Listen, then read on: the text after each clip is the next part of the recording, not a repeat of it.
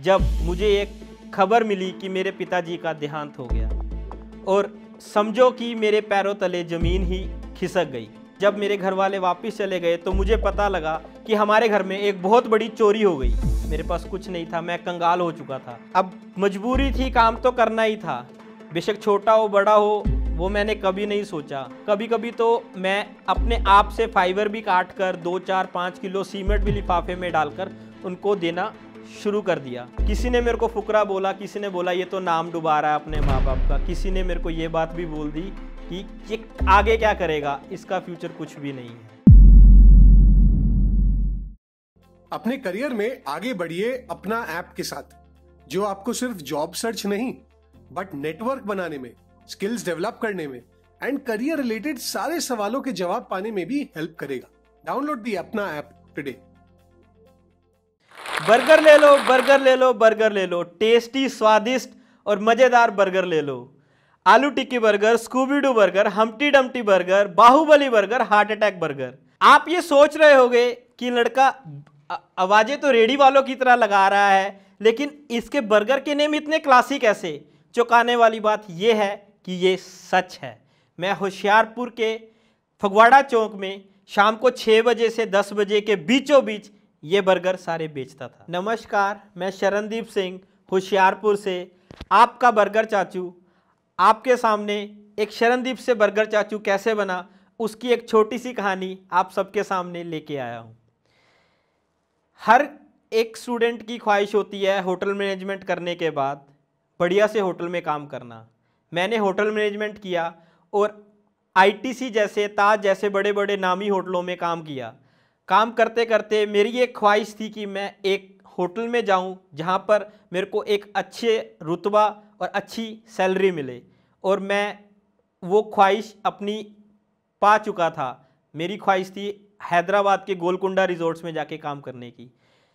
काम करना शुरू कर दिया, ट्रेन पटरी पर आ चुकी थी, लेकिन मुझे याद है 2 अक्टूबर 2011 का वो दिन, वो ड्राई डे, मेरी ज़िंदगी का एक ड्राई डे था, जब मुझे एक खबर मिली कि मेरे पिताजी का देहांत हो गया और समझो कि मेरे पैरों तले ज़मीन ही खिसक गई। अब करूं तो क्या करूं, सब कुछ ख़त्म होने की तादाद पे था, लेकिन मैं पिताजी के संस्कार की और क्रियाक्रम की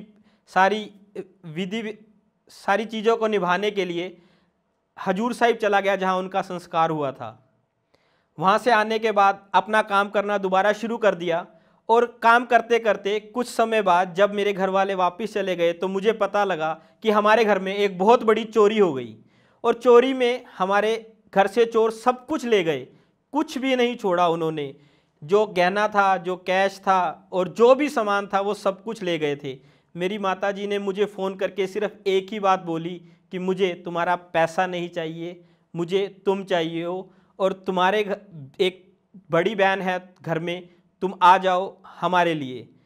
मैंने कुछ नहीं सोचा, बैग पैक किया, ट्रेन में बैठा, और मुझे ट्रेन में सिर्फ एक ही चीज़ सूझ रही थी कि मेरा करियर तबाह हो गया, सब कुछ ख़त्म हो गया। और सच था कि सब कुछ ख़त्म हो ही चुका था। होशियारपुर आ गया, कुछ समय होशियारपुर में रहा, छोटी मोटी नौकरी करने लगा, मन नहीं लगता था। 1-1.5 साल निकला, घर में बातें होने लग गई कि बहन को घर में बिठा रखा है, इसका रिश्ता नहीं करते, शादी नहीं हो रही।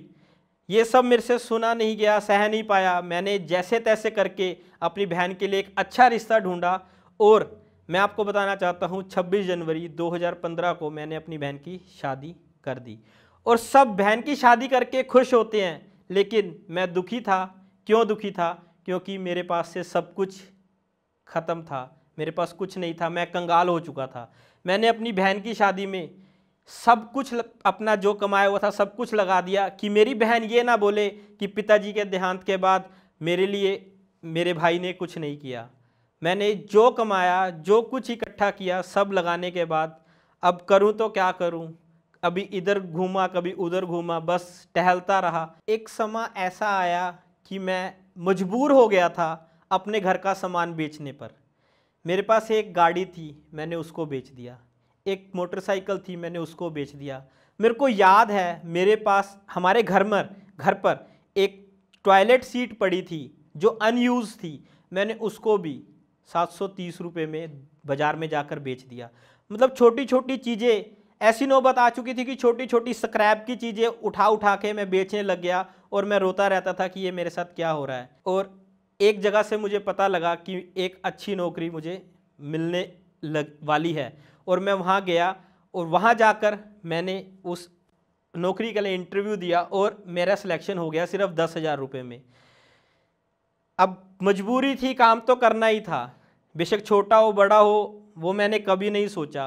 काम करना शुरू कर दिया। एक सरिया और सीमेंट की दुकान पे मैं काम करता था, जहाँ पर मेरा काम सिर्फ शाम को 5 बजे से लेकर 8 बजे तक का काम था। और वह मेरा काम यह था कि सिर्फ पैसा लेना और दुकानदारों से पैसे लेके आकर पैसे जमा करवा देने। पैसे यही काम 2-3 महीने करता रहा, लेकिन मेरा मन नहीं लगता था इस काम में। मैंने अपने मालिक को बोला कि मुझे आप ऐसा काम दीजिए जिससे मेरा मन लगे और मैं सारा दिन काम में बिजी रहूं। उन्होंने मुझे एक रेट लिस्ट बना के दे दी जिसके अंदर सरिया का, सीमेंट का, फाइबर की शीट का, चद्दरों का, सबका रेट लिखा हुआ था।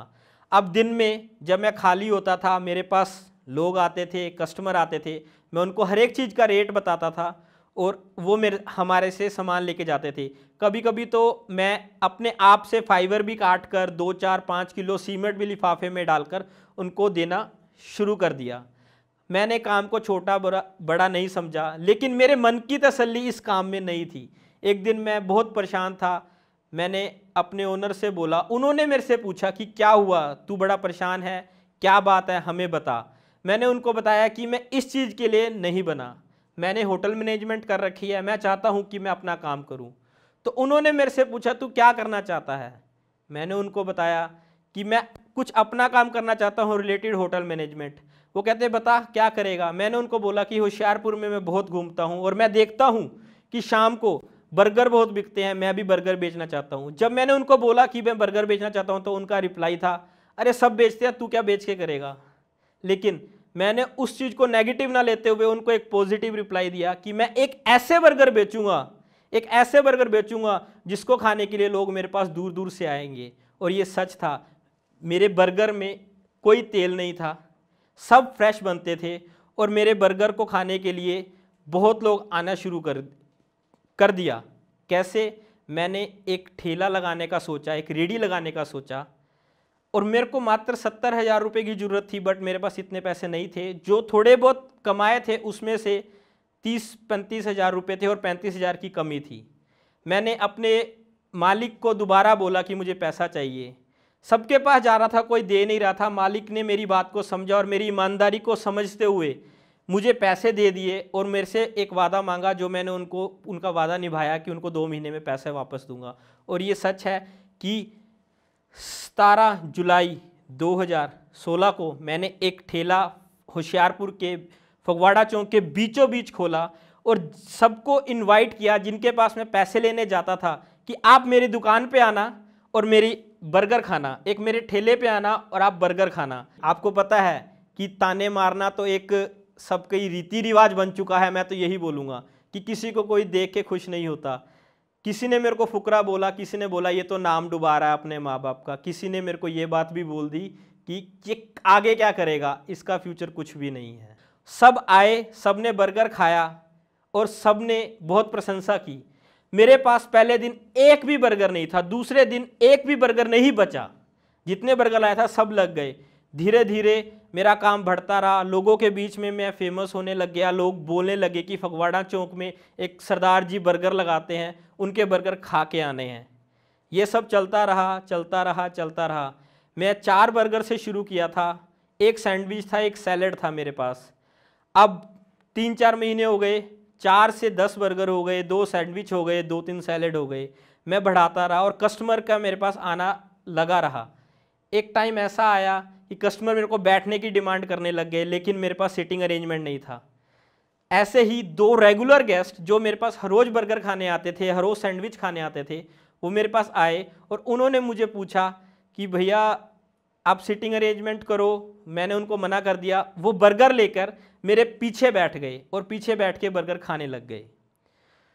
तो मुझे बड़ा महसूस हुआ कि वो नीचे बैठे हैं। वो दिन था 2 फरवरी 2017, एग्जैक्ट 7 महीने का टाइम हुआ था मेरी रेडी लगाए को। 7 महीने 17 तारीख को होने थे, लेकिन 10 दिन पहले, 15 दिन पहले वो इंसिडेंट मेरे साथ हुआ। और मुझे याद है अगले दिन मैंने अपने पड़ोसी वाले अंकल को बोला, आपने मुझे बोला था कि दुकान लेनी हो तो मुझे बताना।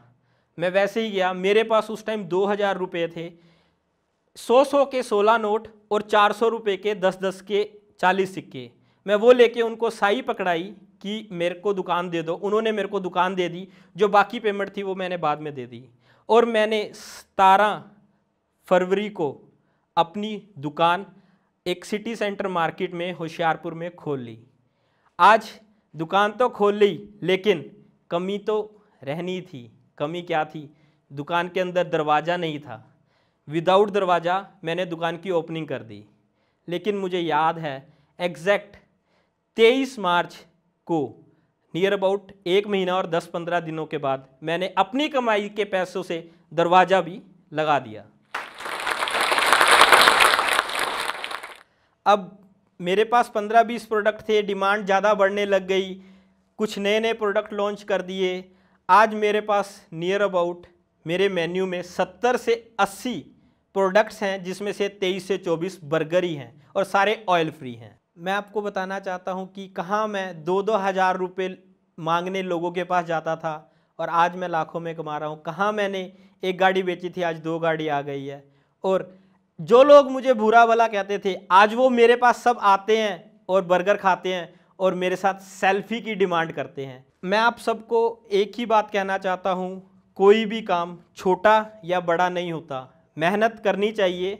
मेहनत का ये कभी नहीं सोचना चाहिए कि हम कोई काम करेंगे तो क्या रिजल्ट मिलेगा, लेकिन आप अगर मेहनत करोगे तो कुछ ना कुछ बढ़िया ही होगा और कुछ ना कुछ अच्छा ही होगा। वो किसी के लिए नहीं होगा, वो सब आपके लिए होगा।